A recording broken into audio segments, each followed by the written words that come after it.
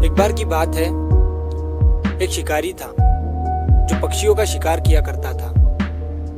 एक दिन वो शिकारी मार्केट में जाता है और मार्केट से अपने लिए एक डॉग खरीदता है। कुछ दिन गुजरने के बाद वो शिकारी एक नदी के पास बतख का शिकार करने के लिए जाता है और वो अपने साथ उस डॉग को भी ले जाता है।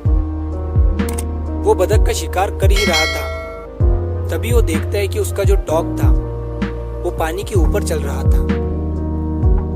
अब ये देखकर वो शिकारी बहुत ही हैरान हो जाता है। वो सोच में पड़ जाता है कि ये डॉग पानी के ऊपर कैसे चल पा रहा है। ये देखकर वो शिकारी हैरान भी हुआ और साथ ही साथ बहुत खुश भी हो जाता है। उसने सोचा कि जब मैं अपने दोस्त को इस डॉग को दिखाऊंगा तब वो भी हैरान हो जाएगा और मैं उसका रिएक्शन देखूंगा। तो एक दिन उस शिकारी ने अपने दोस्त को भी नदी के पास बतख का शिकार करने के लिए बुलाया। उस शिकारी ने अपने डॉग से बहुत सारी बतखों का शिकार किया क्योंकि वो डॉग पानी के ऊपर चल सकता था। जब उस शिकारी के दोस्त ने इस डॉग को पानी के ऊपर चलता हुआ देखा तब उसने कुछ भी नहीं कहा और ना ही उसे कोई हैरानी हुई। वो बिल्कुल ही चुप रहा। शिकारी अपने दोस्त का रिएक्शन देखना चाहता था, लेकिन ऐसा कुछ भी नहीं हुआ। बहुत सारी बतख का शिकार करने के बाद शिकारी और उसका दोस्त जब घर गए तो शिकारी ने अपने दोस्त से पूछा कि क्या तुमने मेरे डॉग में कुछ अलग चीज देखी?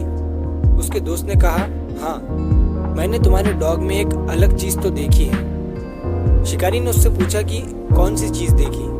उसके दोस्त ने उसकी तरफ देखकर जवाब दिया और कहा कि मैंने देखा कि तुम्हारे डॉग को तैरना नहीं आता है और वो कभी तैरना सीख भी नहीं सकता है। ये तुम्हारे डॉग में बहुत बड़ी कमी है।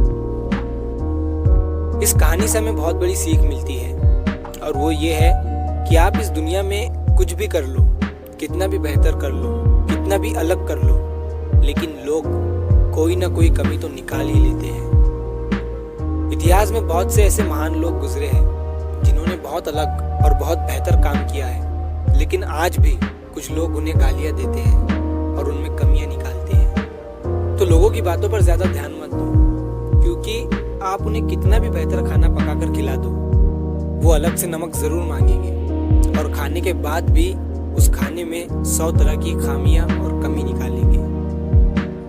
तो अगर आप इस कहानी को और भी लोगों तक पहुंचाना चाहते हैं तो इस वीडियो को लाइक करिए ताकि YouTube इस वीडियो को और भी लोगों तक पहुंचाए। और अगर आपको इस कहानी से कुछ सीखने को मिला हो तो चैनल को सब्सक्राइब जरूर करिए। मिलता हूँ मैं अगली बार इसी तरह की कहानी के साथ।